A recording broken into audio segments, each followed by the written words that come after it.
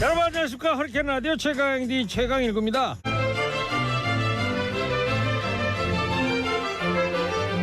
허리케인 라디오 여름 특집 5인 5색 특강 알면 재밌다.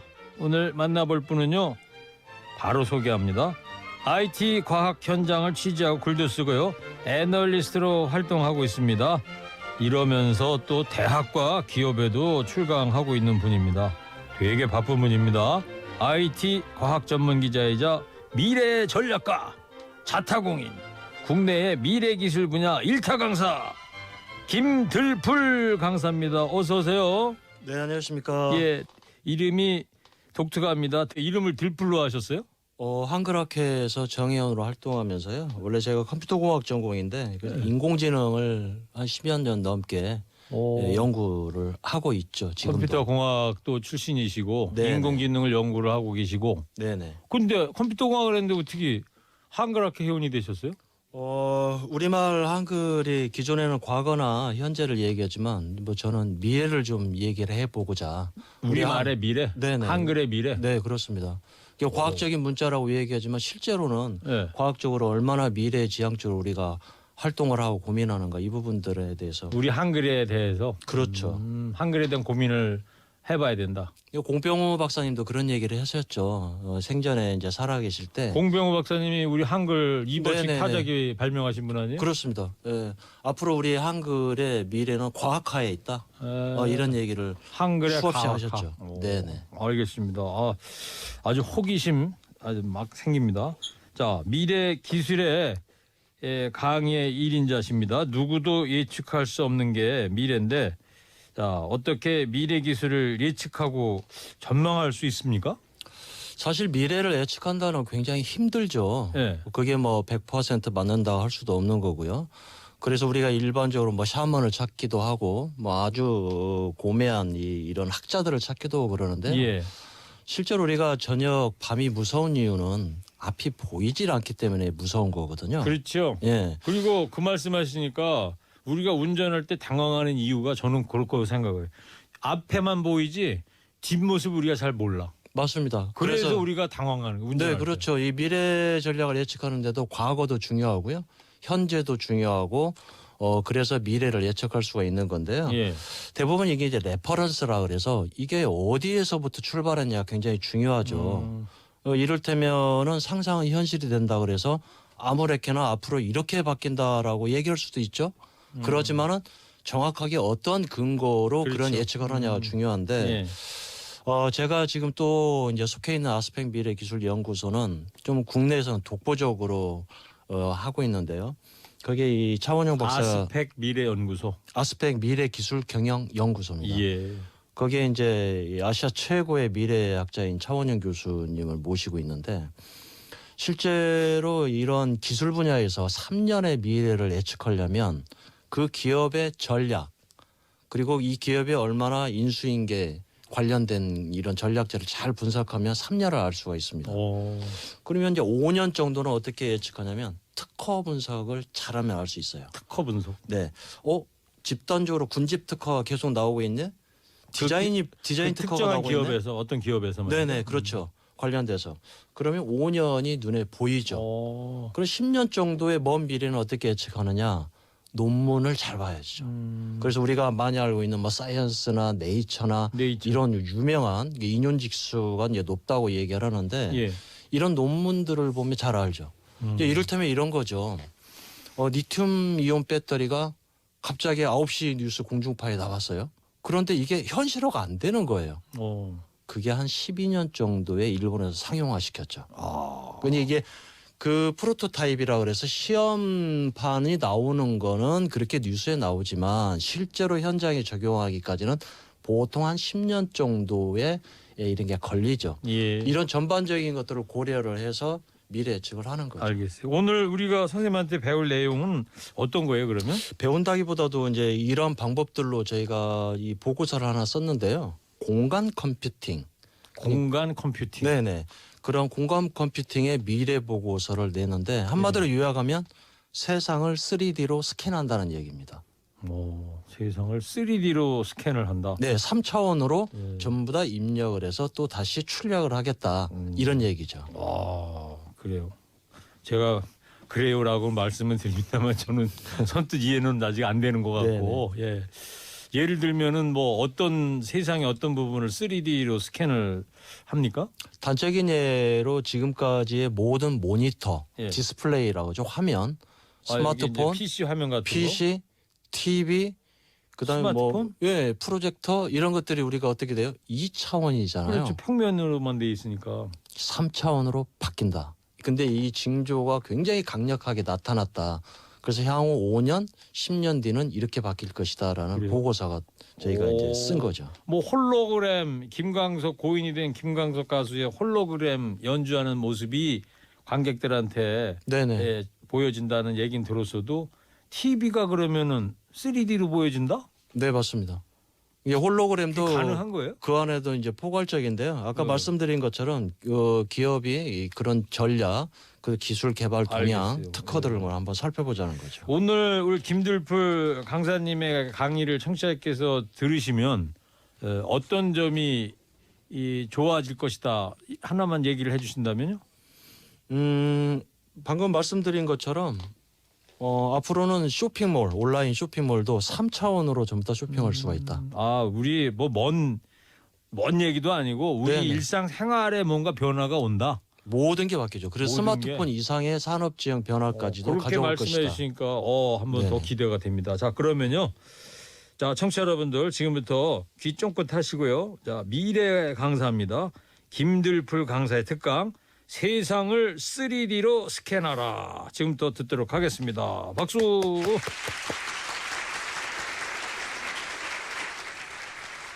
네, 안녕하십니까. 아스펙 미래기술경영연구소의 김들풀입니다. 오늘 이 공간 컴퓨팅의 미래를 말씀을 드릴 건데요.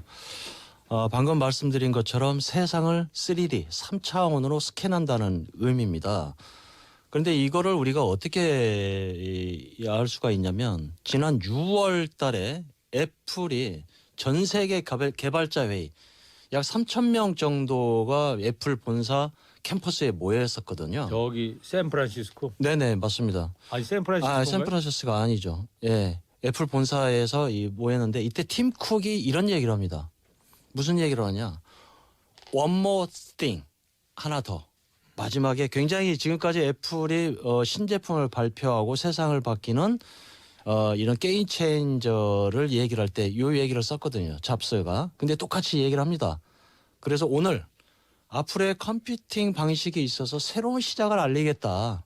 기존의 맥, 기존의 아이폰 같은 공간 컴퓨팅을 앞으로 선보이겠다라고 해서 이게 발표를 합니다. 네. 그래서 앞으로 모든 디스플레이에서 제약 없이 디지털 콘텐츠를 실제 공간처럼 보고 느끼게 해주겠다 그러면서 애플 비전 프로를 발표를 합니다.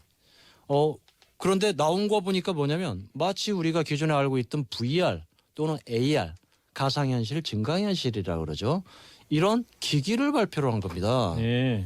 근데 중요한 거는 뭐냐면 이 공간 컴퓨팅이라는 거는 입체적으로 마치 영화 마이너리티 리포터처럼 허공에 대고 앱들을 손으로 이렇게 제스처로 터치를 하는 거죠.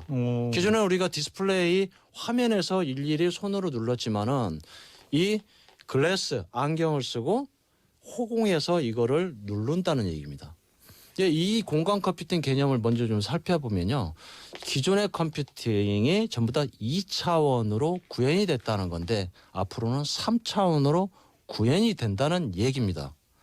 근데 이 공간 컴퓨팅 용어는 뭐냐면 2003년도에 MIT에서 대학원생이 하나 석사과정 논문에 이렇게 얘기를 나옵니다. 그 논문 제목이 공간 컴퓨팅이에요. 공간 컴퓨팅. 네네. 여기서 개념으로 축약을 하면 뭐냐면 기계와 실제의 개체들이 이 공간에서 인간이 마음대로 조작할 수 있다. 그러니까 공간이라는 건 3차원 공간을 얘기를 하는 거죠. 네. 입체적인 공간이죠. 우리가 얘기하는. 그래서 우리가 인간이 기계와 얼마나 상호작용을 쉽게 하느냐 예. 이런 얘기를 합니다. 이제 이게는 학문적인 이제 개념이고요.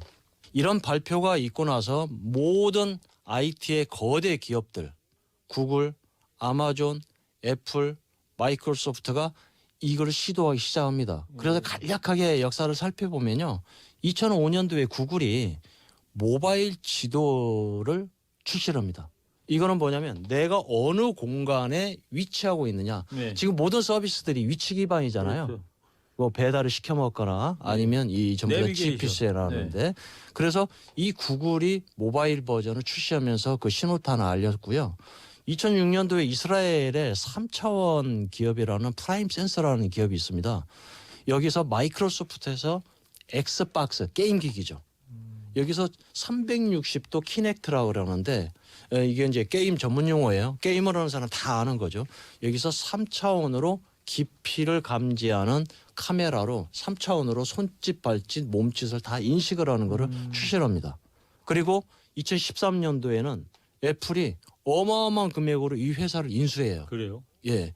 근데 이 애플이 이 공간 컴퓨팅 이번에 선언한 것과 프라임 센서 인수하는 굉장히 밀접한 관계가 있습니다. 그다음에 우리가 많이 알고 있는 포켓몬고. 네. 우리나라에서도 이 속초가 이 포켓몬고를 잡는 증강현실 잡는 성지가 됐었잖아요. 옛날에 그랬었죠. 그렇죠. 네. 엄청났었죠. 저는 그래서 그거 한 번도 해보지는 않았습니다만 그거 한때 왜 뉴스에도 많이 나오고 그랬어요. 굉장히 많이 나왔죠. 네. 예, 거기에서 뭐 그래서 속초로 이 젊은이들이 막 몰려가고 거기에서 심지어 지자체에서 그런 테마로 관광 상품을 막 살리기도 하고 그랬었죠. 그리고 마이크로소프트도 2019년도에 홀로렌즈라는 최고의 극강이라는 증강현실 기기를 실현합니다. 네. 출시를 하고 심지어 나사의 우주선에 탑재를 하죠. 그래서 실제로 화성까지 안 가도 사람이 거기에서 화성을 현지를 이 지구로 그대로 불러오죠. 체험할 수 있게. 예, 불러와서 거기를 탐색할 수 있게. 그런데 그런 것들을 지금 예로 들은 게 그게 바로 공간 컴퓨팅 한다 이런 거예요. 예, 예, 그렇게 이제 지지부진했죠. 이 단편적으로는 이것들이 예, 계속 예, 올라와 있지만, 과거에는 그 정도였는데 네네. 앞으로는 이게 달라진다. 네, 그렇죠. 근데 이 애플을 잘 봐야 됩니다. 이 애플의 지금까지 애플은 얼마 전에 이 발표를 하고 이 공간 컴퓨팅을 시총 4천조를 올렸죠. 오, 그래요? 그 참고적으로 삼성이 400조입니다. 시가총액이 어마어마하죠. 근데 애플이 얼마라고요? 공간 4,000조. 컴퓨팅 개념 발표하면서? 네, 4천조로 4,000조. 올라갔죠. 이 애플 하나 팔면요, 우리나라 상장된 기업들을 다 사고도 남습니다. 공장도 없는데. 그러네요. 애플은 공장이 없는 데죠. 그렇죠. 전부 다 설계를 하고 기획하고 디자인하고 보내면 휴대폰도 스마트폰도 뭐 중국 이런 데서 만드는 거 아니에요? 맞습니다. 예. 그렇군요. 반도체도 마찬가지로. 예. 네, 다 설계를 하고 보내면 되죠. 그러면요, 강사님 듣다가 지금 궁금한 게 강사님처럼 이 공간 컴퓨팅이 우리의 이제 현실이 된다면 그러면 이제 지하철 안에서 사람들이 고개 숙이고 휴대폰을 보는 게 아니라 이게 허공을 보면서도 뭐 이렇게 손으로 뭐 타치하고 마이너리티 리포트 영화 보는 거 마냥 그렇게 된다는 거예요? 네, 그렇게 되기도 하고요. 네. 기기에 따라 다 다릅니다. 결국은 이제 어디까지 가냐면 이게 맥, 아이패드, 아이폰까지 모든 걸 다 통합을 할 거예요. 근데 중요한 거는 이 애플의 성공 방정식이 있는데 아주 재밌습니다. 워시, 씻습니다. 그다음에 린스, 헹궈내죠. 그다음에 리피트, 반복적으로 하죠. 그리고 리인벤트, 재창조를 합니다. 근데 이게 무슨 얘기냐면 네. 애플이 창의적인 기업이라고 얘기하지만 기존에 이미 나와 있던 것들을 다 낚아채가지고 이거를 다시 재가공하고 헹구고 반복하면서 새로운 거를 만들어낸 거예요. 일반적으로 아이패드 같은 경우에도 이미 마이크로소프트가 지금 아이패드와 똑같은 것들을 이미 발표를 했습니다. 2003년도쯤. 네. 이거를 낚아챈 거죠. 근데 왜 마이크로소프트는 성공을 못했냐? 당시 인프라가 돼 있지 않은 거죠. 네트워크랄지 그다음에 시장의 변화 같은 걸 읽지 못한 것들이죠. 그리고 이 디자인도 마찬가지로 굉장히 애플이 마우스를 대중화시킨 거거든요. 이 제력소. 이 마우스요? 네네 그렇습니다. 컴퓨터 우리가 마우스? 쓰고 있는 컴퓨터 마우스 애플이 대중화시킨 거다. 대중화시켰어요. 근데 이 애플이 처음 만든 게 아니라 이미 제록스에서도 만들었죠. 그리고 아이팟으로 굉장히 이 센세이션을 일으켰는데 이것도 브라운이라는 이 디자인 회사의 포켓 라디오를 벤치마킹한 겁니다. 예. 그리고 이 아이폰도 마찬가지로 이 스마트폰도 PDA라고 알 거예요. 예, 예. 나이가 좀 옛날에 있으신 분들. PDA 있었죠. 거의 똑같습니다. 손바닥 안에 이제 손에다 올려놓고 다닐 수 있었던 거. 그렇죠. 이 휴대전화, 그다음에 음성 녹음, 인터넷도 됐고. 카메라, MP3, 인터넷까지. 예. 지금 스마트폰과 거의 유사하죠. 이걸 낚아채서 씻고 헹구고 반복해서 재창조를 한 거예요. 스티브 잡스. 그분이. 네네, 그렇습니다. 그러면 그 애플이 말이에요. 제가 이제 이해를 돕기 위해서 말씀드리자면 재탕한다. 뭐 이렇게 봐도 되는 거예요? 그렇죠. 재탕하고 있는데 이번에 이 공간 컴퓨팅을 잘 재탕을 통해서 새로운 발명을 하는 거죠. 그러니까. 재창조를 네. 한 거죠. 그래서 잘 봐야 될 게 마이크로소프트가요. 2014년도에 다시 부흥을 했잖아요. 부활을. 예.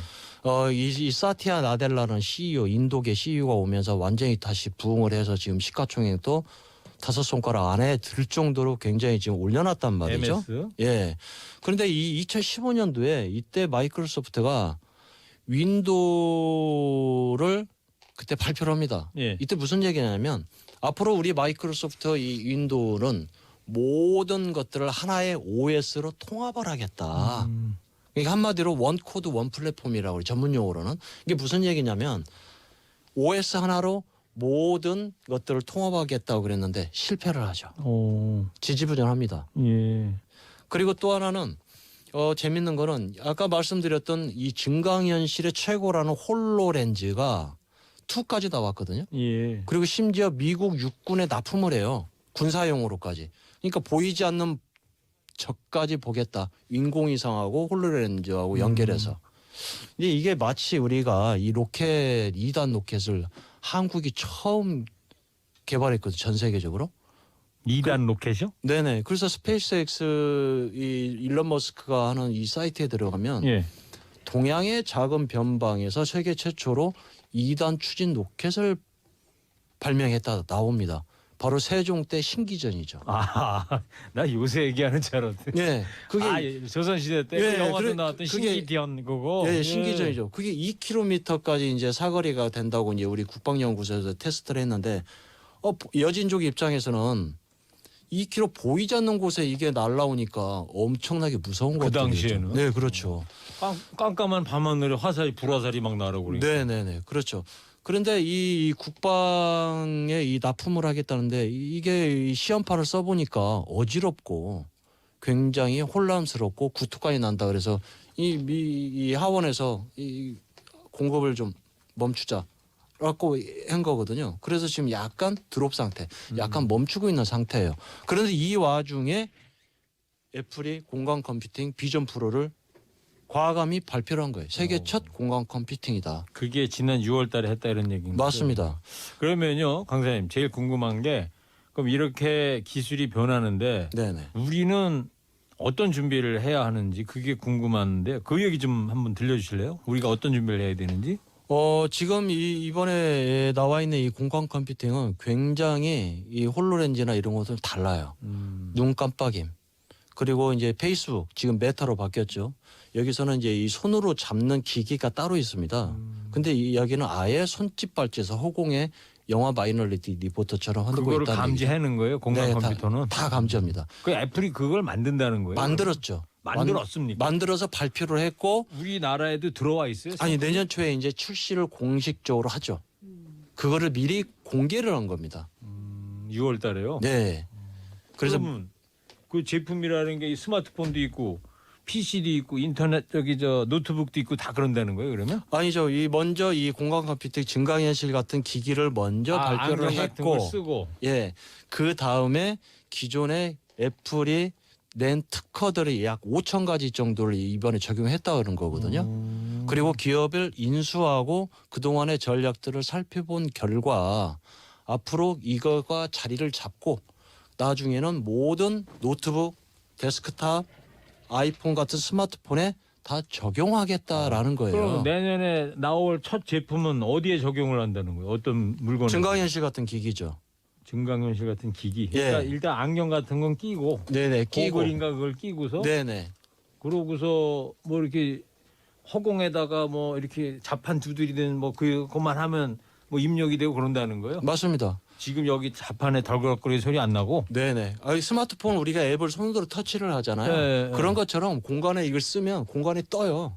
허공이 뜬다고요. 고글을 쓰면. 예, 거기서 내가 쓰고 싶은 앱을 손으로 터치를 하면은 영화처럼 진짜 쫙 펼쳐지죠. 예.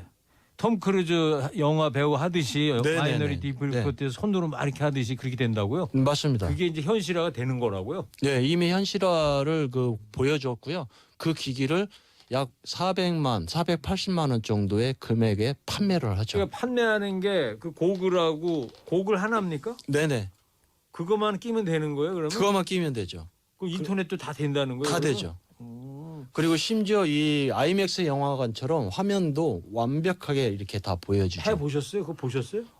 아직 들어와 있지 체험은 않았고요. 아직 못 해보셨고. 예, 이 실현하는 거를 실제로 생방송을 동시에 접속해서 봤죠. 그러면 예를 들면 그 기기를 주로 나온다면 누가 제일 먼저 사용하기 시작할까요? 일단은 뭐 많은 얼리 어답터라고 그래서요. 네, 먼저 이 어리어답터. 기계를 미리 써보는 사람들. 네네. 그다음에 이제 개발자들. 왜냐하면 이제 세상이 아이폰 같은 경우에도 아이폰 앱 개발자들이 많이 앱을 만들잖아요. 그런 것처럼 그 개발자 회의라는 게 뭐냐면 수천 명이 전 세계에서 모였다는 거는 애플 직원이 아니고 아이폰 앱 개발자들, 맥 앱 개발자들이 불러서 초대를 해서 거기서 발표를 하는 거예요. 이제 전문가 집단끼리 모여가지고 그렇죠. 했을 때. 개발자들. 그래서 이게 이제 실질적으로 출시가 되면은 그 사람들이 먼저 쓰고 이게 굉장히 사회적으로 크게 보급이 되고 확산이 일반 되겠다. 소비자들도 충분히 쓰겠네. 그렇죠. 이 정도 되면은 물건이 쏟아지기 시작. 근데 이번에는 다르죠. 기존의 홀로렌즈나 이 페이스북의 이런 VR, AR하고는 좀 다르다.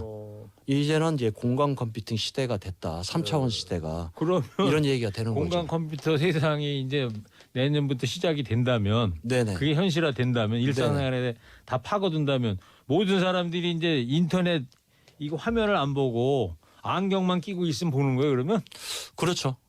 고글만 근데 끼고 있어요. 예, 굉장히 이 디스플레이도 M2 뭐 이런 R1 이런 최고급의 칩을 썼습니다. 노트북에 들어가는. 가만 있어봐. 그러면 지하철의 풍속도가 달라지는 거네. 그게 일상이 되면 다들 휴대폰 이렇게 쳐다보는 게 아니라 고글을 쓰고 가만히 앉아 있는 거겠네. 그러면. 아마 이제 초창기에는 뭐 거기까지는 아닐 아이고, 거고요. 나름 상상을 해보니까. 네네. 근데 집에서는 뭐 거의 그렇게 될 확률이 이제 높죠. 그래요. 네, 왜냐하면 그러면 출근 안 하고 각자 집에서 재택근무하면서 회의도 하고 또 뭐 운동도 하고 뭐 여러 가지 생활이 맞습니다. 바뀌겠네요. 이미 특허에 나와 있어요. 그래요? 특허에 근데 나와 있는데 예. 젊은 분들이야 이렇게 저렇게 사용하면 된다. 또 금방 익숙해지겠지만 노년층은 아무래도 이 2차원 요 스마트폰이나 노트북 이런 게 익숙해진 세대들인데 공간 컴퓨팅을 하게 되면 좀 노년층이 소외될 수 있지 않을까요? 그렇지 않고요. 우리가 UI, 뭐 UX 이런 얘기를 하잖아요. 네. 사용자 경험이 굉장히 간편해지죠. 오히려? 예, 그렇죠. 이 애플의 특성이 굉장히 이 사용자 경험을 최고 우선으로 치기 때문에 그래서 굳이 손으로 잡고 이거를 할 수 있는 기기도 다 빼버린 거고요. 눈동자로, 손 제스처로, 몸 동작으로 모든 걸 인식하게. 심지어 이거 안경 까만 거거든요. 이 글래스가. 그러니까 근데 사람이 오면은 김들불 강사님은 그 물건을 직접 보진 못했지만 그 6월 달에 그 회의하는 거를 중계 방송하는 걸 직접 보셨기 때문에 직접 봤죠. 그 물건 자체는 보셨다 이거죠. 그 이미 유튜브에서 검색을 하면요 다 나옵니다. 뭐라고 검색해야 돼요? 애플 공간 컴퓨팅 또는 비전 프로 이렇게 검색을 하면 애플 공간 컴퓨터. 공간 컴퓨팅. 근데 그 기기 이름은 비전 프로입니다. 비전 프로. 네, 비전. 그 텔레비전 할 때 유튜브에다가 비전 프로 이렇게 하면은 나온다고요? 네, 그렇죠. 그럼 내가 한번 쳐볼게요. 네. 자, 하여튼 그 결론은 그거네. 앞으로 우리 인류 또 우리 대한민국 사회를 포함해서 전 세계 인류에 큰 생활상의 변화가 생긴다는 건데 또 우리 허리케인 라디오의 주 청취층이 이제 중장년층이 많으시거든요. 네, 그렇죠. 이분들한테도 이제 지금 노트북 또 스마트폰 쓰는 것보다 더 그 까만 고글 안경을 끼기 시작하면 사용하기가 더 쉽다 이런 말씀인 거죠? 네, 그렇습니다. 이제 실제로 이제 2010년부터 이 특허나 전략이나 인수합병이나 이런 걸 보면요. 이게 첫 번째 이 고글 같이 이렇게 머리에 쓰는 거를 기점으로 해서 결국은 마이크로소프트처럼 그걸 낚아챈 것처럼 모든 기기에 적용한다. 그래서 한 5년 뒤 늦어도 10년까지는 이게 스마트폰까지도 확대된다는 거죠. 그리고 이제 가만히 있어 보세요. 그러면 앞으로 5년, 10년쯤 만약에 지났어요? 그러면 노트북이나 이런 것도 필요가 없는 거네? 아니죠. 그 디스플레이 화면 자체가 3차원으로 바뀐다는 거죠. 왜냐하면 각각의 영역에서 아니, 쓰이기 쓰고 때문에. 봐야 된다면서요? 그거는 불편하잖아요. 예, 우리가 그걸 쓰고 업무를 볼 수도 없잖아요. 그러면 두 가지로 가는 거네요. 그러니까 고글을 쓰면서 공간 컴퓨팅을 하든가 네, 아니면 인터넷이나 TV 화면이나 스마트폰 화면이 3D로 바뀐다든가 입체적으로 그렇습니다. 바뀐다. 네네. 근데 이제 중요한 건 고글에서 공간 컴퓨팅 한다는 거는 그 영화 마이너리티 리포트도 있고 그래서 그걸 봐서 좀 개념이 서는데 이런 인터넷이라든가 스마트폰, TV 화면이 3D 입체 화면이 된다는 거는 아직 개념적으로는 글쎄 그게 어떻게 가능할까 이런 생각이 드네요. 근데 이제 우선 이렇게 봐야 될 것 같아요. 이제 거의 이제 요약을 좀 하자면 왜 그러면 처음부터 전부 다 모든 스마트 기기에 적용을 하지 네. 굳이 쓸 수 있는 것만 가지고 했느냐. 예. 하드웨어나 소프트웨어 아직 거기까지 따라오지 못하죠. 현재 나와 있는 모든 스마트폰이나 컴퓨팅은 3D 3차원이기 때문에 엄청난 프로세싱, 트래픽이 걸리죠. 예. 몇 개밖에 사용을 못해요. 그래서 어차피 이게 하드웨어나 소프트웨어 성능이 높아져야만이 모든 기기가 되는 건데 이게 쓰는 거에만 집중적으로 하겠다는 의미입니다. 예, 알겠습니다. 자, 제가 100%까지는 이해는 못했고요. 청취자분들도 많이들 다들 이해는 못하셨던 부분도 있고 그러니까 강연 내용을 좀 요약을 하고 결론을 짧게 해주신다면요. 예. 이 애플의 성공 방식을 한번 잘 유심히 봐야 될 건데요. 우리 사회 곳곳이 새로운 혁신 얘기를 하지만은 애플은 지금까지 거의 모든 혁신이라고 얘기한 것들은 재창조를 한 거거든요. 네. 그래서 우리 기업들도 이런 부분들을 잘 한번 살펴봐야 되고 예. 개인적으로도 그런 부분들이 아닌가 싶습니다. 그렇겠네요. 우리 기업들이 발등에 불이네요. 예. 자, 그러면 김들풀 강사의 강연 여기까지 듣겠습니다. 괜히 1인자가 아니시네요. 더 궁금한 게 이제 많은데요. 잠시 후에 이야기를 이어가도록 하겠습니다. 라디오 여름 특집 5인 5색 특강 알면 재밌다. 미래 기술 강의의 1인자 김들풀 강사와 함께하고 있습니다. 자, 앞서서 이제 강의는 잘 들었고요. 제가 지금부터는 궁금한 거 위주로 해서 제가 질문을 드리니까 청취자 여러분들한테 아주 쉽게 좀 설명을 해주시면 고맙겠습니다. 네. 자, 먼저 이 질문부터 해드릴게요. 공간 컴퓨팅의 미래를 예측한 세상을 3D로 스캔하라. 자, 우리 사회의 패러다임을 완전히 바꿔놓을 수 있을 것 같은데, 자, 이제 들으신 분 이제 궁금한 게 언제쯤 그게 가능할까? 이거 같아요. 먼저 이 비전 프로라는 증강현실 기기 또는 혼합현실 기기라고 그러는데요. 내년에 이제 출시되면 그때부터 가능하고요. 예. 강의에서 말씀드렸던 모든 스마트 기기, 노트북, 컴퓨터, 스마트폰은 향후 한 5년 안에 일부 이게 이제 구현이 가능할 것이다. 예. 적어도 10년 뒤에는 모든 게 가능할 것이다라는 얘기인데요. 아까 말씀을 좀 질문했던 것 중에 어떻게 이런 화면에서 3D가 되냐? 그러니까요. 이미 이 2010년대 초반부터 화면 속에 있는 사과도 만질 수 있는 촉감 기술 이런 게 굉장히 많이 발달이 돼 있습니다. 그래요? 네. 이 우리 몸은 전부 다 전기 작용이거든요. 예. 우리 감각들, 심장이 뛰는 거, 보는 거. 그래서 전기 작용으로 이거를 입체적으로 만질 수도 있게 해놨어요. 이제 그렇게 된다 이거죠, 하여튼. 네네. 그러면 우리가 TV나 인터넷 화면이나 유튜브 화면을 볼 때 네. 입체적으로 보인다는 것은 결국에는 관객들이 오페라라든가 연극 무대에 있는 그 앞에 서 있는 것처럼 보인다는 거 아니에요? 네 맞습니다. 이미 감도 있고. 예, 3D 사진 촬영이라 그래서 SNS에서 많이 활용도 했잖아요. 약간 입체 모양으로 이렇게 하는 부분들인데 이런 기술들이 굉장히 이제 극대화가 되죠. 자, 그러면 말이에요. 애플에서는 내년부터 우리 공격적으로 시작을 하는데 청취자분들도 궁금한 게 우리나라 삼성은 어떻게 할까? 삼성도 지금 증강현실 기기를 한다고 지금 발표를 한 것 같아요. 그래요? 예, 왜냐하면 대부분 우리가 기업을 전략을 잘 보려면 세계 1등이 하는 거를 전부 다 따라하죠. 예. 그러니까 갈 수밖에 없죠. 네. 그래서 실제로 삼성에서 뭐 움직임 같은 게 취재된 거는 있으시고요? 네, 그런 애플과 똑같은 증강현실 기기를 다시 시도하겠다. 이전에 VR 기기를 한번 내놨다가 그렇죠. 예, 걷어냈거든요. 근데 다시 또 사실 시작을 스마트폰도 애플이 제일 먼저 시작을 했고 삼성이 늦었습니다만 네. 지금 뭐 애플하고 거의 겨루는 거 아닙니까? 어깨를? 실제로 전 세계적으로 나가는 개수는 네. 삼성이 1등이죠. 그렇죠. 예. 그런데 이제 이 영업이익률은 아이폰이 단연히 1등이죠. 예. 또.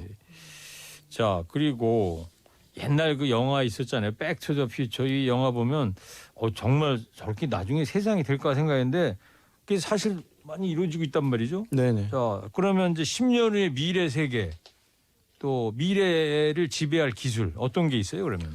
다 알고 계실 건데요. 뭐 인공지능, 빅데이터, 자율주행차, AI, 인공지능. 뭐 나노 기술, 양자 컴퓨터 이런 거 꾸준히 계속 이제 발전을 해 갈 거고요. 조금 다른 얘기로 하자면 이제 이 리튬이온 배터리 요즘 뭐 2차 전지라고 해서 굉장히 많이 뜨고 있잖아요. 주식도 그렇고. 근데 이게 현재 이 리튬 에어 전지가 수십 년 전부터 개발하고 있어요. 에어? 예, 공기로 에너지를 저장한다. 그럼 또 뭔 얘기입니까? 네네. 근데 이게 이 기존의 리튬이온 현재 쓰고 있는 것보다 보통 한 10배 정도 효율이 높거든요. 네. 뭐 무엇보다 또 가벼워요. 왜냐하면 축전지 자체가 이게 고체 화합물이 아니고 공기를 쓰기 때문에. 근데 이게 왜 그냥 먼 미래가 아니고요. 이미 IBM이나 도요타나 삼성 같은 이런 글로벌 기업들이 적극적으로 투자를 하고 있습니다. 그러면 공기 전지를 만들어서 어떤 물건에 쓰는 거예요? 지금 자동차? 똑같은 모든 전기 자동차에 배터리 들어가는 거에 다 쓰겠다는 얘기죠. 조그만 거부터 네네. 차 네. 전지까지. 네네. 그래서 이제 단순하게 또 하나는 이제 자율주행차인데요. 우리 네. 아무래도 이 방송을 듣는 분들이 이제 운전을 많이 하실 텐데 이 자율주행차 같은 경우에도 거의 이 운송 물류 부분에 먼저 적용을 트럭 대대적으로 할 같은데? 것 같아요. 네. 왜냐하면 고속도로는 가장 운전하기 편하거든요. 그렇겠죠. 시내 같은 경우에는 신호등이 없고 그러니까. 예, 시내는 뭐 워낙 변수들이 많기 때문에 그래서 자율주행차 전용 도로가 생길 것 같고요. 예. 그다음에 이거는 뭐 고속도로에서는 쭉 가기 때문에 그런 또 테스트를 또 많이 하고 그거 있어서 말씀하시니까 하늘을 나는 택시 네. 시범 운행도 하고 있습니다. UAM인가 그것도 있잖아요. 하늘을 나는 드론 있잖아요. 네네 타고 맞습니다. 다니는 거. 예, 이미 뭐 국가적으로 범정부 차원에서 그 로드맵이 완성했고요. 예. 그다음에 그 테스트 베드에서 실험을 하고 있고 이거 우리나라뿐만 아니라 전 세계적으로 하는데 가장 중요한 거는 돈이죠. 효율이 높다는 거죠. 왜냐하면 아침 저녁 출퇴근 시간에 굉장히 도심 지역 막히잖아요. 그렇죠. 그래서 도심 항공 모빌리티, 예. 하늘을 나는 택시 예. 이런 것들이 이제 현실화되는 거죠. 자, 그런 미래의 기술을 이해하는데 가장 중요한 포인트가 있다면 뭐예요? 아무래도 이제 통섭, 융복합이죠. 그래서 이제 과학 공부는 이제 기본입니다. 그래서 우리가 물리학, 생물, 화학 이렇게 따로따로 배웠잖아요. 예. 그거 원래 하나예요. 과학적으로 보면. 그래요? 네. 이를테면 2021년도에 노벨 화학상인 유전자 가위. 이제 슈퍼 베이비를 만든다는 거 아닙니까? 예. 모든 질병도 미리 유전자를 편집을 해서 이게 화학상을 받았다는 얘기죠. 예. 2007년도부터 보면 노벨 화학상, 생리학상 구별이 안 가요. 예. 이미 분자 시대를 우리 인류가 제어를 하고 있다. 오. 이렇게 보면 되는 건데 결국에는 통삽적인 거 이런 걸 봐야죠. 그래서 인문학, 복합. 문과, 융합 복합 네. 통섭. 예. 문과를 지향하는 분들도 과학 공부를 많이 하면은 예. 저는 과학 수학이 싫어가지고 이제 문과를 택했던 사람이긴 한데 네 앞으로는 어쩔 수 없이 과학 공부 좀 해야 된다. 미래를 살려면. 그렇죠. 예. 그런데 제가 개인적인 질문입니다만 김들풀 강사님 자녀한테 어떤 그러면 직업을 추천하고 싶으세요? 미래를 워낙 잘 전망하고 계시니까. 어떤 거든지 내가 좋아하고 잘할 수 있는 거는 선택을 해야죠. 예, 왜냐하면 뭐 우리나라 당연한 얘기인데. 예, 사회적으로 보통 우리가 통계를 보면 일생 동안 한 4.5번 정도 바뀐다 그래요. 우리 사회가. 예. 근데 결국은 마지막에는 내가 가장 좋아하고 잘할 수 있는 걸 선택한다고 그러는데 네. 여기에 이런 새로운 기술들 이런 것들은 계략적으로 봐야 되는데 쉽습니다. 유튜브만 잘 찾아봐도 예. 대학에서 개론 공부하는 정도의 모든 정보들이 다 나와 유튜브에 있거든요. 검색을 뭘로 해야 돼요, 그러면? 내 관련이 관심 있는 그다음에 심지어 천체 우주 물리학 아니면 칼 세건의 코스모스 예.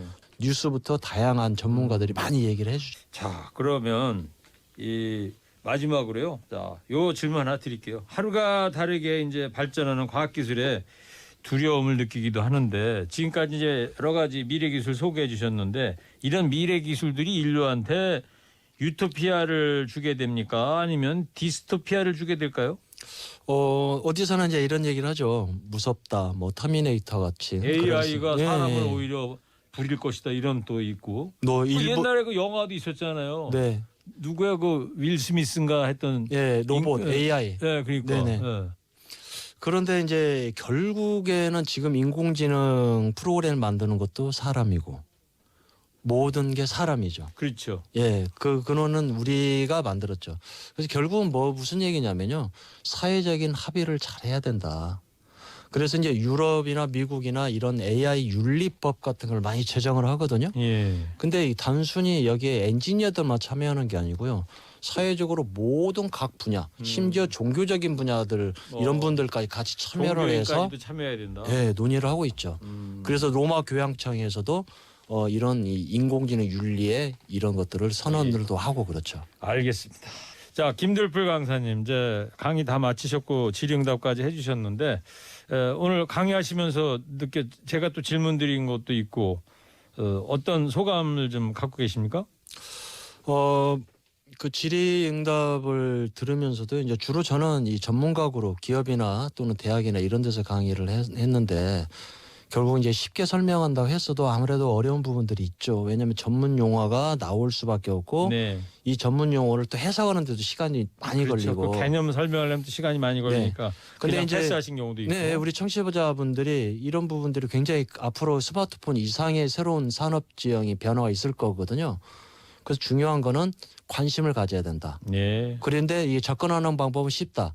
우리 이런 TBS 같은 라디오 방송도 많이 청취를 하고 예. 또는 많은 SNS나 동영상 같은 거 찾아보면은 아 이게 이렇게 바뀌는구나. 이런 이 디지털 리터러시라고 그러죠. 네. 디지털 문해력 그렇죠. 이런 소양들을 좀 많이 길러야 된다. 예. 이런 말씀 드리고 싶습니다. 알겠습니다. 오늘 여기까지 듣도록 하겠습니다. 네. 지금까지 미래기술 강의의 1인자 김들풀 강사였습니다. 오늘 나와주셔서 정말 감사합니다. 네, 고맙습니다.